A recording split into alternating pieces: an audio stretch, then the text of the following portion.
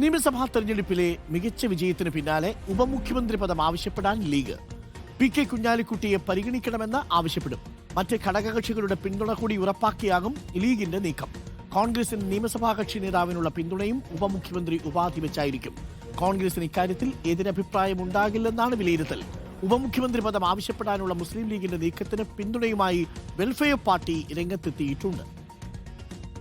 UDF ആര് ഉപമുഖ്യമന്ത്രിയാകണം, മന്ത്രിയാകണമെന്ന ചർച്ചകളെ രാഷ്ട്രീയമായി മനസ്സിലാക്കുകയും വിലയിരുത്തുകയും ഓരോ മുന്നണിയുടെ കാര്യങ്ങളായി മനസ്സിലാക്കുകയും ചെയ്യുന്നതിന് പകരം അതിനെ ഒരു ബൈനറിയിൽ അടയാളപ്പെടുത്താനുള്ള ശ്രമം CPM നടത്തുന്നു എന്നത് വളരെ ഗൗരവപ്പെട്ട കാര്യമാണ്. ഇപ്പോൾ ഗുജറാത്തിൽ എങ്ങനെയാണ് BJP ശക്തി പ്രാപിച്ചത് എന്ന് പരിശോധിച്ച് നമുക്ക് കാണാം. ഒരു ഘട്ടത്തിൽ അവർ പറഞ്ഞു ഇവിടെ അഹമ്മദ് പട്ടേൽ മുഖ്യമന്ത്രിയാകുന്നു. ഈ രീതിയിൽ തന്നെയല്ലേ CPM ചില പ്രചരണങ്ങൾ നടത്തുന്നത്. സമാനമായ ആ പ്രചരണങ്ങളെ BJP കേരളത്തിൽ ഏറ്റെടുത്തു നമുക്ക് കാണാൻ സാധിക്കും. മുസ്ലിം ലീഗ് എന്നതിനേക്കാൾ ഒരു മുസ്ലിം ഉപമുഖ്യമന്ത്രി ആയാൽ അതിനെ CPM ഒരു പ്രചരണായുധമാക്കും എന്ന് UDF ഇപ്പോഴും ഭയപ്പെടുന്നുണ്ട്.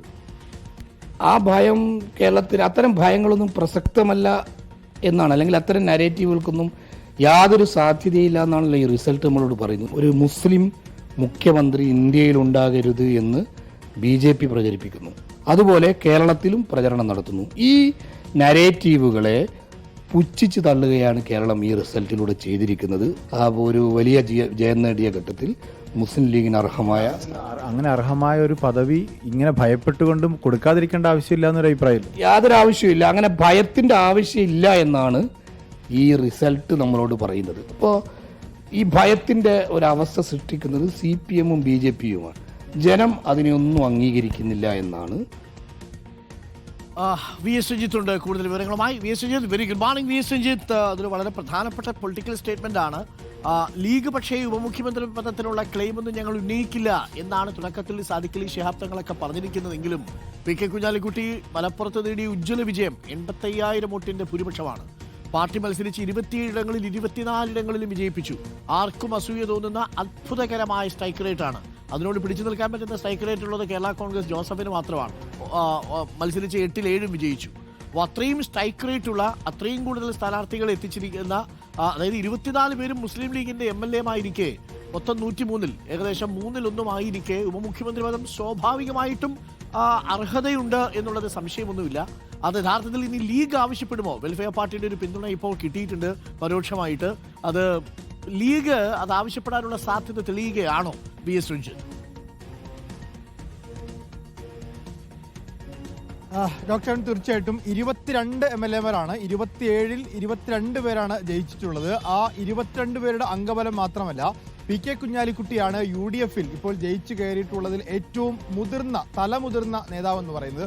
അദ്ദേഹത്തിന്റെ ഭൂരിപക്ഷം 87,000-ൽ അപ്പുറമാണ്. അതിനേക്കാൾ അപ്പുറത്ത് അദ്ദേഹം ഒരു പാർലമെന്ററി ജീവിതത്തിൽ നിന്നൊരു വിരമിക്കൽ പ്രഖ്യാപിച്ചിട്ടുണ്ട്. ഞാൻ ഇനി ഈ ഒരു മത്സരത്തിലേക്കില്ല എന്ന് അദ്ദേഹം പറയുന്നുണ്ട്. അപ്പോൾ സ്വാഭാവികമായിട്ടും അദ്ദേഹത്തിന് അർഹതപ്പെട്ട ഒരു കാര്യം അത് കൊടുക്കുകയാണെങ്കിൽ കൊടുക്കേണ്ടത് ഇത്തവണയാണ് എന്ന് UDF-ന് മൊത്തത്തിൽ ഒരു അഭിപ്രായമുണ്ട്. അങ്ങനെ ഒരു അഭിപ്രായം രൂപപ്പെട്ടു വരുന്ന സാഹചര്യത്തിൽ അത് ആവശ്യപ്പെടാത്തത് കൊണ്ട് കിട്ടാതിരിക്കരുത് എന്നുള്ള ഒരു അഭിപ്രായം ലീഗിനകത്ത് തന്നെയുണ്ട്. അതുകൊണ്ട് ഉപമുഖ്യമന്ത്രി പദം എന്നൊരു ആവശ്യം UDF-ന് മുന്നിൽ ലീഗ് വെക്കും എന്നാണ് നമുക്കിപ്പോൾ മനസ്സിലാക്കാൻ സാധിക്കുന്നത്. ഒരുപക്ഷെ അത് ലീഗിനകത്ത് ചർച്ച ചെയ്ത് കോൺഗ്രസുമായി ഒരു ഉഭയകക്ഷി ചർച്ച ചെയ്ത് അതിനുശേഷം മറ്റ് ഘടകകക്ഷികളുടെ പിന്തുണ കൂടി സ്വീകരിച്ച ശേഷം UDF-ൽ ആവശ്യപ്പെട്ട് അത്തരമൊരു ആവശ്യത്തിലേക്ക് പോകും. 5ാം മന്ത്രി പദം എന്നതിനോടൊപ്പം തന്നെ ഉപമുഖ്യമന്ത്രി പദം എന്നുള്ളതും ലീഗിന് അർഹതപ്പെട്ടതാണ്. P.K. കുഞ്ഞാലിക്കുട്ടിയെ പോലൊരു നേതാവ് ഉമ്മൻചാണ്ടിക്കൊപ്പം KM മാണിക്കൊപ്പം ഒക്കെ UDF-നെ നയിച്ച അങ്ങനെ ഏതെങ്കിലും ഒരു സമുദായത്തിന്റെ മുഖമല്ല P.K. കുഞ്ഞാലിക്കുട്ടിക്ക് UDF-നകത്തുള്ളത്. അത് ഒരു സമരസതയുടെയും മതേതരത്വത്തിന്റെയും ഒക്കെ മുഖമായിട്ട് കാണപ്പെടുന്ന P.K. കുഞ്ഞാലിക്കുട്ടി, അദ്ദേഹം ഇത്തവണ മലപ്പുറത്തുണ്ടാക്കിയ വിജയം അദ്ദേഹത്തിന് ഈ ഒരു ഉപമുഖ്യമന്ത്രി പദം അർഹതപ്പെട്ടതാണ്. CH മുഹമ്മദ് കോയയൊക്കെ നേരത്തെ ലീഗിൽ മുഖ്യമന്ത്രിയും ഉപമുഖ്യമന്ത്രിയും ഒക്കെ ആയിട്ടുണ്ട്.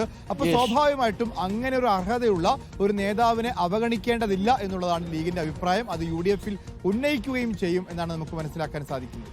Okay, thank you. VS രഞ്ജിത്താണ്. നേരത്തെ ഞാൻ പറഞ്ഞു 27-ൽ 24 ആകലല്ല, 27-ൽ 22 ആണ്. 5 ഇടങ്ങളിൽ മാത്രമാണ്